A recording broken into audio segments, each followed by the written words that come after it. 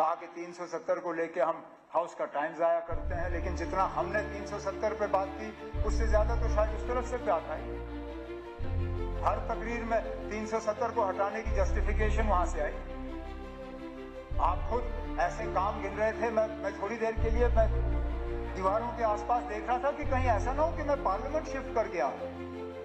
आपने बड़े बड़े प्रोजेक्ट्स के हवाले से बात की, कोई रिंग रोड, कोई ये रोड, कोई वो रोड, कोई ये। मैं आपसे सिर्फ एक सवाल पूछता हूं ना, मुझे ये बताइए इनमें से कौन से ऐसे काम हैं जो बिना 370 हटाए नहीं मुमकिन होते? बताएं, क्योंकि आज तक मुझे इस सवाल का जवाब नहीं मिला है। पॉलिटिकल रिजर्वेशन के हवाले से बात हुई, जब 370 हटा तब पॉलिटिकल रिजर्वेशन मुमकिन हुआ। अब पॉलिटिकल रिजर्वेशन करके आपने क्या फायदा दिया इस कौम को? आपने जो हमारे गुजर यहाँ पे कम्युनिटी से ताल्लुक रखते हुए एमएलएस हैं, उनके तरफ इशारा करके कहा जनाब हमने आपको बहुत बड़ा फायदा दिया जो पॉलिटिकल रिजर्वेशन दिया आपको। अरे इनकी तादाद कितनी है ना बात? आपने उस वक्त हमारे तरफ उंगली करके ये कहा कि इन लोगों ने आपको मतलब गुजरों को एसटी का दर्जा देने के बाद भी पॉलिटिकल रिजर्वेशन नहीं दी, ये कहा आपने। या किसी चीज पे हम खामोश रहना चाहते हैं? अब कई सारे साथी इस तरफ से भी, ऑपोजिशन के बेंचेस की तरफ से भी डेवलपमेंट के हिसाब से बातें आई, कुछ सवाल आए, कुछ चीजों का जिक्र हुआ।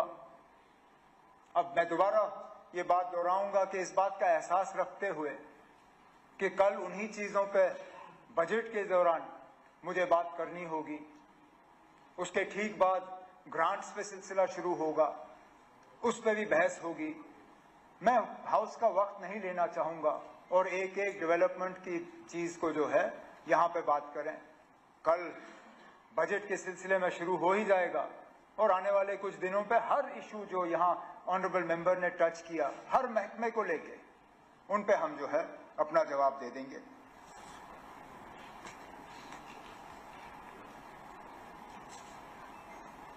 हमारे मैनिफेस्टो का यहां बहुत जिक्र हुआ, बहुत सी बातें आई मैनिफेस्टो को लेके।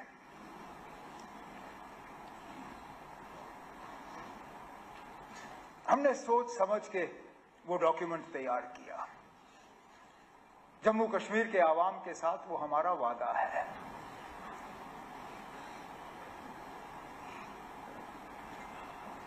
हमने जब ये मैनिफेस्टो लोगों के सामने रखा, हमने उन्हें ये कहा कि हम आपसे 5 साल का मौका मांग रहे हैं। हम इस 5 साल के दौरान ये तमाम चीजें करके अपने आप को आपके सामने पेश करेंगे। मैं आज इस हाउस में जम्मू कश्मीर के लोगों को यकीन दिलाना चाहता हूं कि जो बातें A to Z, जो बातें हमने अपने मैनिफेस्टो में की हैं, हम इन आने वाले 5 साल में उन बातों पे कायम रह के उनको पूरा करेंगे। उनमें जो कैदियों के हवाले से बात हुई, अब मैं इसमें सियासत में उलझना नहीं चाहता हूं, नहीं तो बहुत कुछ कहा जा सकता है इन कैदियों के बारे में जिन पे 2016 में केस लगे थे और उनसे केस वापस लेने के वादे हुए जो फिर नहीं हुआ। जो टर्मिनेशंस की बात यहां पे हुई सरकारी मुलाजमों की, उसका सिलसिला किस दौर में शुरू हुआ वो हम सब जानते हैं, लेकिन सिलसिला रुक जाना चाहिए, उस पर हम वादाबंद हैं और हम अपने वादे पे कायम रहेंगे। अब लीडर ऑफ द ऑपोजिशन साहब ने ये कहा कि हम पीएसए इस्तेमाल करते हैं तो क्या गुनाह करते हैं। अब अगर पीएसए ही आपका हथियार है तो आपका केस कमजोर है ना। आप मान के चलिए अगर आप सिर्फ पीएसए के बुनियाद पे इन लोगों को जेल में रख रहे हो सालों साल, इसका मतलब यह है कि आपके पास इनको प्रोसिक्यूट करने की कोई सबूत है नहीं, आपके पास इनके खिलाफ कोई केस है नहीं, आप सिर्फ पीएसए के जरिए जो है इनको बंद रख रहे हैं। अगर वाकई जो आप कहते हो कि ये पत्थरबाज हैं, ये ओजीडब्ल्यू हैं, ये वे हैं, तो प्रिवेंटिव डिटेंशन की जरूरत क्यों? प्रिवेंटिव डिटेंशन की जरूरत वहां पड़ती है जहां आप और कोई केस बना नहीं सकते हो। आपने मेरे खिलाफ पीएसए लगाया क्योंकि मुझे बंद करने के लिए आपके पास और कुछ था नहीं। आपने पहले प्रिवेंटिव डिटेंशन में मुझे 6 महीने बंद रखा, जब वो अरसा बीत गया और कुछ चाहिए था आपको, आपके पास और कुछ था नहीं, तो पीएसए लगा के मुझे बंद कर दिया। ये जो 400 पीएसए में बंद हैं, अगर वाकई जो आप कहते हो सही है, क्योंकि आज पुलिस और लॉ एंड ऑर्डर मेरे पास है नहीं, तो जो आंकड़े आपके पास आ जाते हैं वो मेरे पास नहीं आते। आप ब्रीफिंग लेके आते हो, मेरे पास वो ब्रीफिंग है नहीं। अगर जो आप कहते हो जनाब वो ये हैं वो हैं, मुल्क के खिलाफ इन्होंने कार्रवाई की, तो पीएसए के बजाय उन पे केस करिए, प्रोसिक्यूट करिए, जेल की सजा दिलाइए, फिर जाएं जेल में। लेकिन अगर सिर्फ पीएसए के बुनियाद पे आप उनको बंद रखते हो, तो कहीं ना कहीं आपके कहने में और जमीनी हकीकत में थोड़ा सा फर्क है।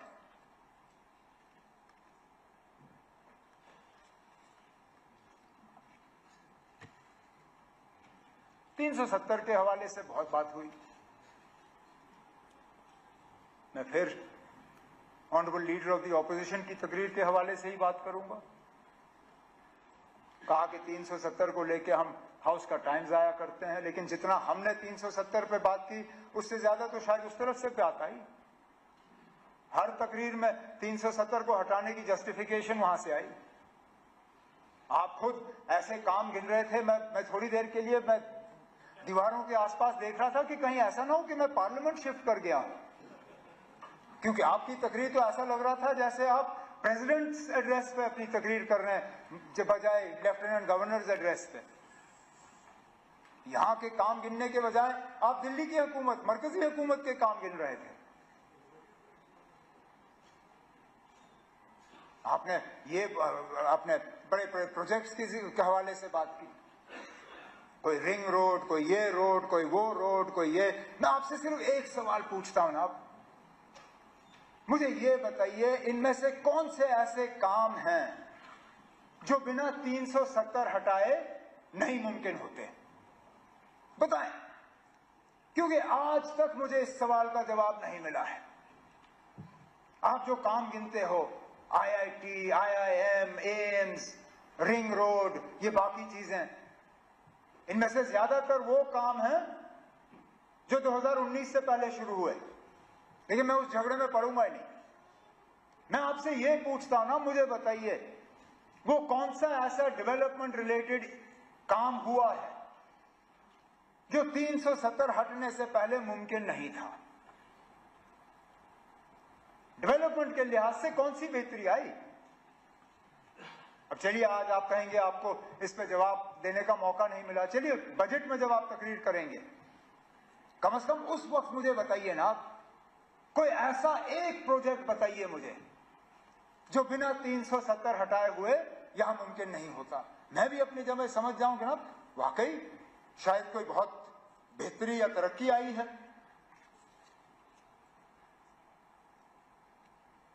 पॉलिटिकल रिजर्वेशन के हवाले से बात हुई कि आप 370 हटा तब पॉलिटिकल रिजर्वेशन मुमकिन हुआ। अब पॉलिटिकल रिजर्वेशन करके आपने क्या फायदा दिया इस कौम को? आप मेरे जो हमारे गुजर यहां पे कम्युनिटी से ताल्लुक रखते हुए एमएलएस हैं, उनके तरफ इशारा करके कहा कि ना हमने आपको बहुत बड़ा फायदा दिया जो पॉलिटिकल रिजर्वेशन दिया आपको। अरे इनकी तादाद गिनिए ना, आज कितने हैं? 6 हैं। आपके रिजर्वेशन देने से पहले कितने थे ना? जरा पूछिए इनसे। 9 थे। नहीं ना, आज 9 नहीं है। हाँ ना, आप मैं आपने आपने चुन के गुजर कम्युनिटी को कहा, आप थे ना, आपने इनको कहा, आपने अब आप अपनी बात को दूसरे अंदाज में पेश करेंगे, लेकिन मैं हाउस में मौजूद था। आप थे ना, आप बैठिए ना, आप बैठे। आपने उस वक्त हमारे तरफ उंगली करके ये कहा कि इन लोगों ने आपको, मतलब गुजरों को, एसटी का दर्जा देने के बाद भी पॉलिटिकल रिजर्वेशन नहीं दी। ये कहा आपने ये नहीं कहा कि हमने 9 सीटें पॉलिटिकल रिजर्वेशन दी। आपने गुजर कम्युनिटी को कहा कि आप लोगों को एसटी का दर्जा मिला था, लेकिन इन लोगों ने आपको पॉलिटिकल रिजर्वेशन नहीं दी। उसके बुनियाद पे मैं आपसे पूछता हूं ना कि पॉलिटिकल रिजर्वेशन देके आपने फायदा क्या दिया? उस वक्त 9 थे, अब 6 हैं। अब आप कहोगे पहाड़ियों की आबादी बढ़ गई, यहां तादाद बढ़ गई, लेकिन इसमें से 2 तो मेरे साथी ऐसे हैं जो ओपन सीटों में जीत के आ गए, तो कोई ऐसा तूफान नहीं। तो मैं फिर इस बात पे आता हूं ना कि 370 हटाने के बाद कौन सा ऐसा करिश्मा हुआ जिसकी बुनियाद पे आप कहोगे जनाब कि जमीन आसमान का फर्क पड़ा, बहुत फायदा हुआ लोगों को। फिर आपने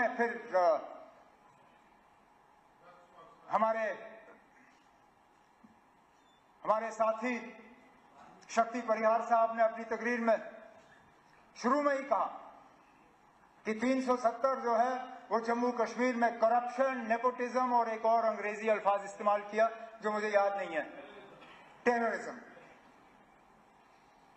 चलिए 1 सेकंड के लिए टेररिज्म, मैं ये जब टेररिज्म की मैं बात सुनता हूं तो मैं थोड़ा परेशान।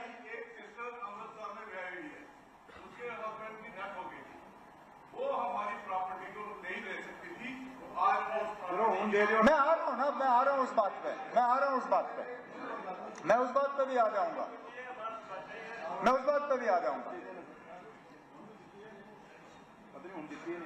टेररिज्म। अभी तक तो लीडर ऑफ द ऑपोजिशन साहब कह रहे थे कि यहां पे टेररिज्म के लिए पाकिस्तान कसूरवार है, इसलिए हम पाकिस्तान से बात नहीं करेंगे। लेकिन शक्ति परिहार साहब कहते हैं कि टेररिज्म यहां पे 370 की बदौलत है।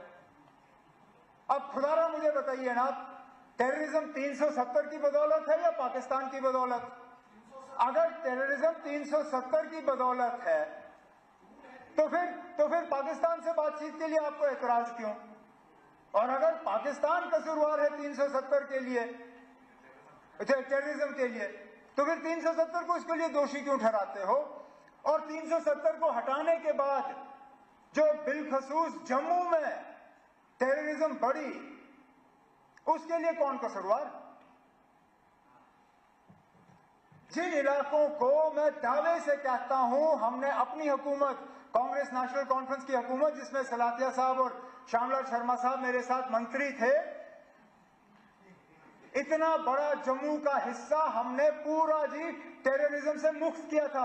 पूछिए इनसे, कम से कम इस बात पर तो ये इनकार नहीं कर सकेंगे। कब हुए जम्मू शहर में हमले जब हम मंत्री थे? कब हुए रियासी में हमले जब हम मंत्री थे? कब हुए यात्रियों पे हमले जब हम मंत्री थे? कब हुए रजौरी बाजार में हमले जब हम मंत्री थे?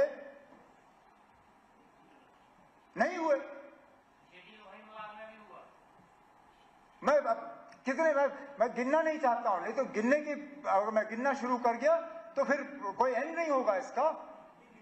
लेकिन मेरा कहने का मतलब यह है ना, अगर अकेले 370 ही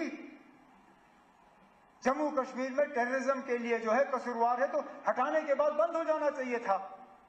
नहीं हुआ ना, तो इसमें भी फेल। फिर नेपोटिज्म की तो मैं बात करूंगा ही नहीं, क्योंकि उसमें कोई पार्टी जो है वो कहते हैं ना हमाम में सब नंगे, ना हम नेपोटिज्म की बात कर सकते ना आप, तो छोड़ दीजिए उसको। अब करप्शन की हम बात करें, 370 करप्शन के लिए जो है जिम्मेदार था, और हटने के बाद अब करप्शन है नहीं। जल जीवन मिशन पे सबसे ज्यादा शोर किसने किया ना? सबसे ज्यादा शोर जल जीवन मिशन पे किसने किया? क्या कहा? जुगाड़ जीवन मिशन? हाँ, जुगाड़ू जीवन मिशन,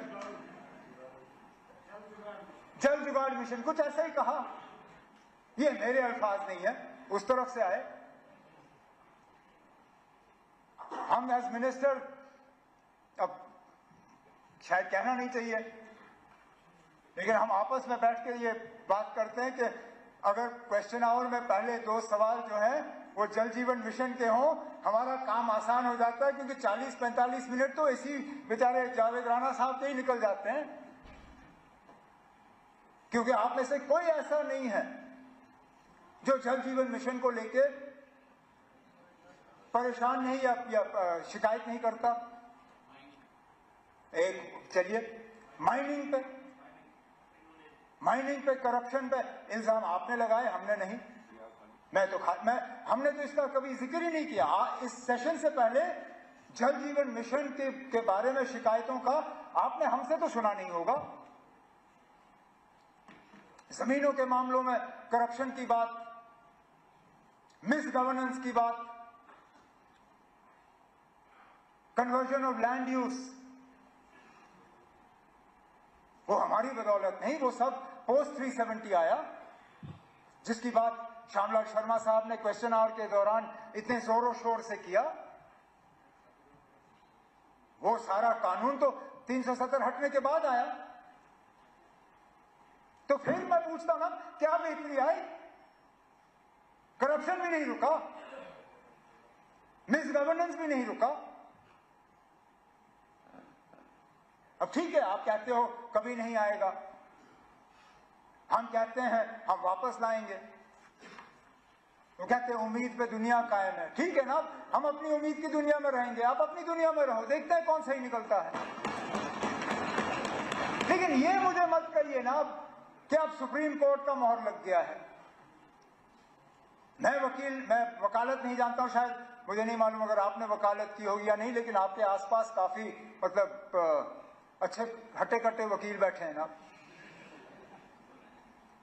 ये भी जानते हैं ना आप कि अदालत का फैसला दूसरी अदालत में टाला जा सकता है या बदलाया जा सकता है। सुप्रीम कोर्ट में 3 जज का बेंच जो है 5 जज का बेंच बदला सकता है, 5 जज का बेंच 7 जज का बेंच बदला सकता है। जब तक पूरा बेंच नहीं बैठता तब तक फैसले बदलाए जा सकते हैं। अब क्या इस तरह के हालात मुल्क में पैदा होंगे या नहीं होंगे, आप कैसे कह सकते हो ना? ठीक है ना, आपके पास कौन सी ऐसी जादू की छड़ी है कि आप कह सकते हो कि इस तरह के हालात कभी मुल्क में बनेंगे नहीं? मैं तो ये दावा कर नहीं सकता हूं। ये दावा लोग करते जब बीजेपी के 2 MP थे राजीव गांधी साहब के वक्त में, उस वक्त कभी सोचा जा सकता था कि मुल्क में इस तरह के हालात होंगे, लेकिन बन गए। क्या पता ना अब आगे क्या होगा। हम फिलहाल इस पे बात करते रहेंगे, वो हमारा हक है। ये हक आप आपसे छीन नहीं सकते, क्योंकि जो हम बात कर रहे हैं वो इस मुल्क के आईन के तहत कर रहे हैं। अब मैं इस बात में पढ़ूंगा ही नहीं कि टेम्पररी स्टेटस था या नहीं था।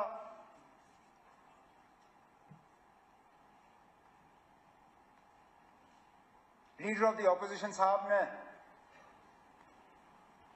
महाराजा साहब के हवाले से कहा कि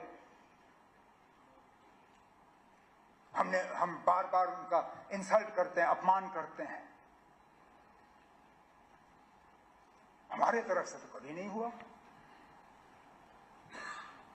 एक जगह बताइए ना आप जहां पे महाराजा साहब की लेगेसी को हमने कहीं जख्म पहुंचाया हो, कहीं नाम बदलाया हो,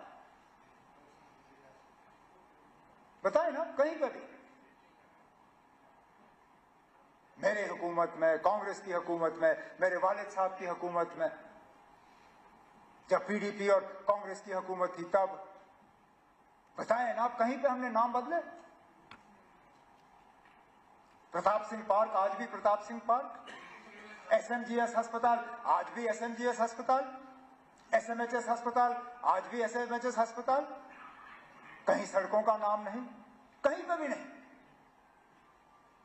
लेकिन मुझे बताइए ना, महाराजा साहब के जो अगर हम विरासत देखें तो जो सबसे बड़ी चीजें क्या थी? एक जम्मू कश्मीर रियासत, वही देंगे ना हमें विरासत में, ये रियासत बना के। उस रियासत का आपने क्या हाल किया ना, बताए ना आप। ये कहने की बात है, ये छोड़िए ना, छोड़िए। और वो दिल्ली ने किया ना, वो आपने नहीं किया, वो मरकज की हुकूमत ने किया ना। वो क्या हुआ? विरासत मैं विरासत की बात कर रहा हूं ना। महाराजा बहादुर ने विरासत में जम्मू कश्मीर का एक नक्शा आपको दिया। चलिए, एक हिस्सा पाकिस्तान के पास में, उस पर भी आज फॉरेन मिनिस्टर साहब ने कहा कि हम वापस लेके आएंगे। किसने रोका? मुझे बताएगा किसने रोका? हमने कभी कहा कि मत लाओ? कभी कहा? हम कहते हैं अगर लाना है तो लाइए। अच्छा, यहां पे तकरीरों में कांग्रेस को आड़े हाथों लिया गया। आपने हाजी पीर छोड़ा, आपने ये छोड़ा, आपने वो छोड़ा। खुद बताइए ना, जब करगिल का वार हुआ क्या वापस लाया? वो मौका था ना, लाते। मौका मिल गया था, बहाना था आपके पास। पाकिस्तान ने हमला किया था, अगर लाने का इतना शौक था उस वक्त लाते। नहीं लाए, चलिए कोई बात नहीं, उस वक्त नहीं हो पाया। आज अगर ला सकते हो लाइए ना। हम में से कौन सा ऐसा है जो कहे ना लाए? ला सकते हो तो लाइए। लेकिन उसके साथ साथ जब आप वो नक्शा देखते हो ना जम्मू कश्मीर का, उसमें जम्मू कश्मीर का एक हिस्सा पाकिस्तान के पास है, ठीक, लेकिन एक हिस्सा चीन के पास भी है। उसकी बात क्यों नहीं होती? उसका जिक्र क्यों नहीं होता?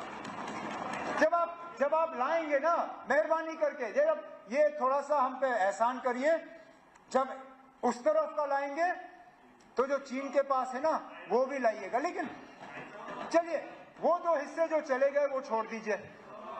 जो महाराजा साहब ने जम्मू कश्मीर का नक्शा बनाया था उसके भी आपने दो हिस्से किए, लद्दाख को अलग किया। अब आप कहते हो लद्दाख के लोग ये चाहते थे। कभी पूछा आपने उनसे? कभी मालूम करने की कोशिश की? पहले दिन से करगिल के लोग इस फैसले के साथ नहीं थे, ठीक। आज अक्सर बेशतर लद्दाख की आबादी जो है, बौद्ध आबादी, वो भी इस फैसले के साथ नहीं है। आज जिन लोगों ने 5 अगस्त 2019 को मिठाइयां बांटी थी, आज वो भी कहते हैं कि शायद इससे बेहतर तो हमारी हालत जम्मू कश्मीर के साथ ही बेहतर थी।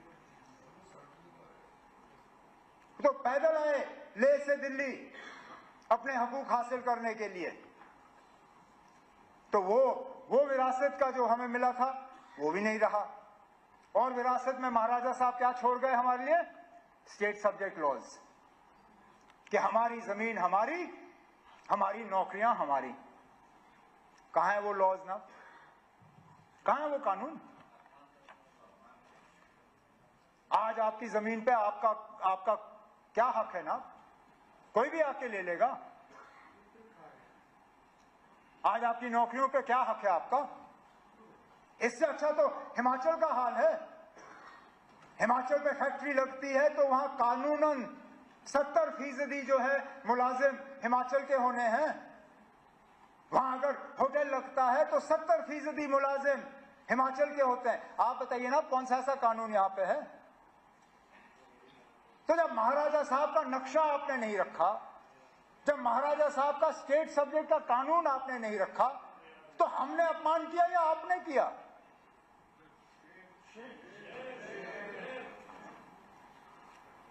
लेकिन चलिए, कर लिया। फिर 13 जुलाई पे आप नाराज हुए। आपने वो अल्फाज इस्तेमाल किए जो स्पीकर साहब ने मजबूरन उनको एक्सपंज करना पड़ा। लेकिन आपकी और हमारी सियासी सोच बिल्कुल अलग है। आपकी आइडियोलॉजी हमारी आइडियोलॉजी, उनमें कोई मेल नहीं है। लेकिन कम से कम जब हम अल्फाज इस्तेमाल करें तो सोच समझ के करें। उन 22 लोगों ने जो 13 जुलाई 31 को कुर्बानी दी, वो किस लिए दी? एक आवाज हासिल करने के लिए, कुछ हकूक हासिल करने के लिए।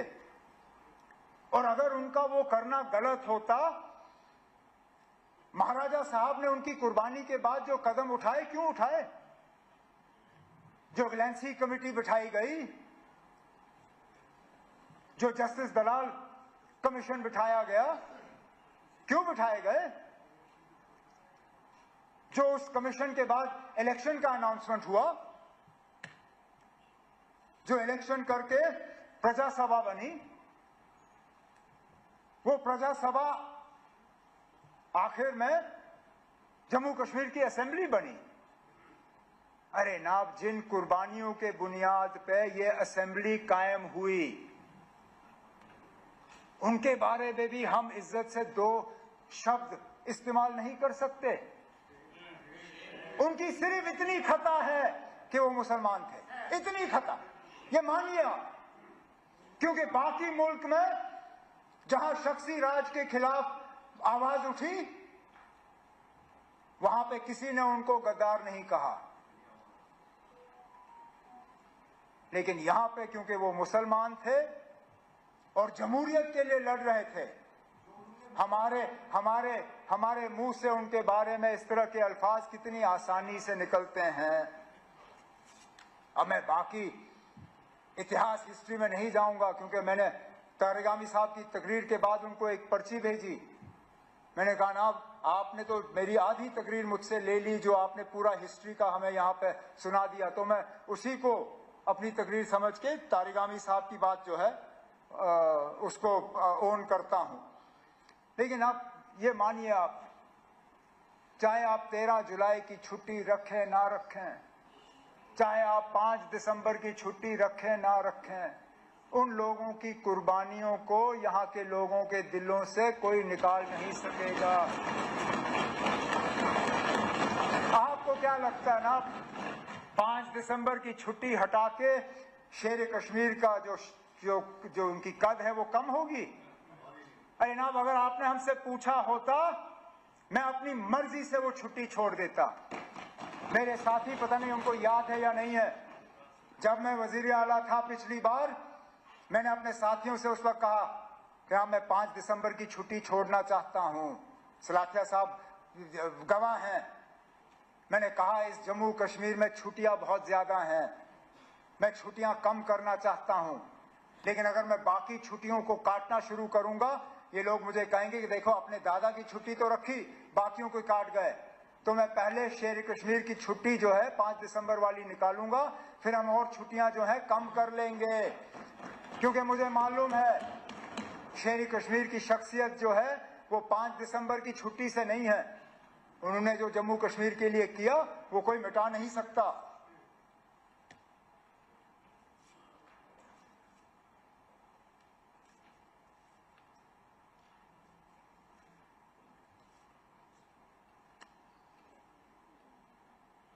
स्टेटहुड का रेजोल्यूशन, हमारे एक साथी ने पूछा, नहीं, मैं उस पर आ रहा हूं कि वो असेंबली में क्यों नहीं आया, कैबिनेट में क्यों? असेंबली में सिर्फ इसलिए नहीं लाया गया क्योंकि हमें तो ये शक था कि यहां पे कोई ऐसी पार्टी या कोई ऐसा शख्स नहीं है जो स्टेटहुड के हक में नहीं है।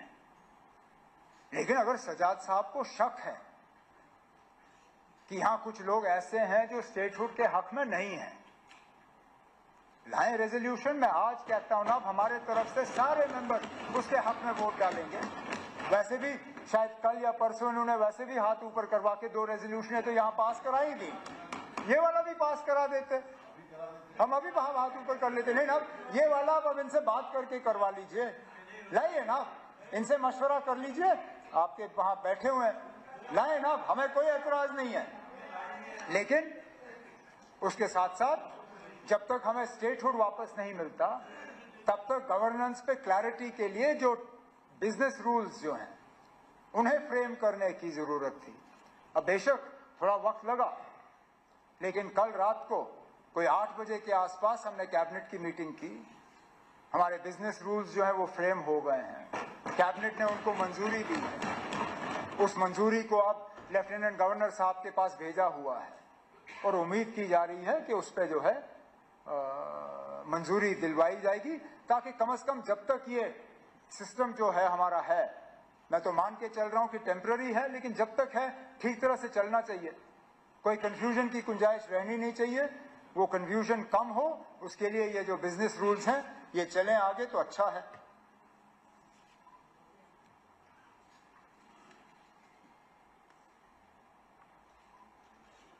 क्योंकि इसी में हमारी डिग्निटी और जो रिस्पेक्ट ऑफ द इंस्टीट्यूशन, जिसके हवाले से श्यामलाल शर्मा जी ने सुबह भी बात की, अपनी तकरीर में भी कहा, आधा तो हमारी डिग्निटी तो स्टेटहुड के जाने से ही चली गई ना। इससे पहले जब एमएलए थे, वारंट ऑफ प्रेसिडेंस में आपका क्या नंबर था ना? आज क्या नंबर है? हाँ, आज क्या है? आज पता नहीं हम कहीं खाते में है भी या नहीं। मेरा नंबर है चीफ मिनिस्टर, जब मैं इससे पहले यहां खड़ा था मैं यूनियन कैबिनेट मिनिस्टर के बराबर था। अपनी रियासत में तो यूनियन कैबिनेट मिनिस्टर से भी ऊपर। आज तो पता नहीं मैं एमओएस के नीचे कहीं घूम रहा हूं। तो dignity end of the institution और ये सारा, ये भी इसमें जुड़ा हुआ है।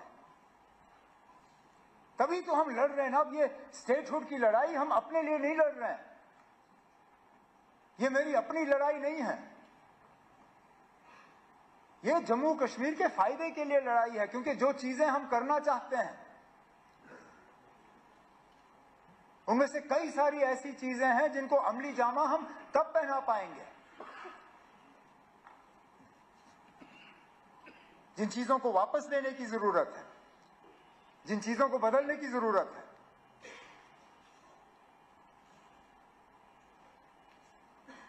लेकिन हमारी लड़ाई एक सच की लड़ाई है, इंसाफ की लड़ाई है, कानून की लड़ाई है, और जम्मू कश्मीर के लोगों को एक राहत की सांस लेने की लड़ाई जो है हम लड़ रहे हैं। और इस लड़ाई में हम पीछे नहीं हटेंगे। बीच बीच में कुछ लोग हमें डराने की, धमकाने की, खामोश कराने की कोशिश करते हैं, लेकिन हम खामोश रहने वाले लोग नहीं हैं। हम जम्मू कश्मीर के लोगों के हकूक के लिए, जम्मू कश्मीर के लोगों के बका के लिए, जम्मू कश्मीर की तरक्की के लिए, जम्मू कश्मीर के भाईचारे के लिए अपनी लड़ाई जारी रखेंगे। स्पीकर साहब, मुझे कल इससे ज्यादा लंबी तकरीर करनी है। पानी का एक कतरा शाम के 6:35 से पहले पीने की इजाजत भी नहीं है। तो कल की तैयारी करने के लिए मैं आज अपनी तकरीर यहीं पे समाप्त करूंगा।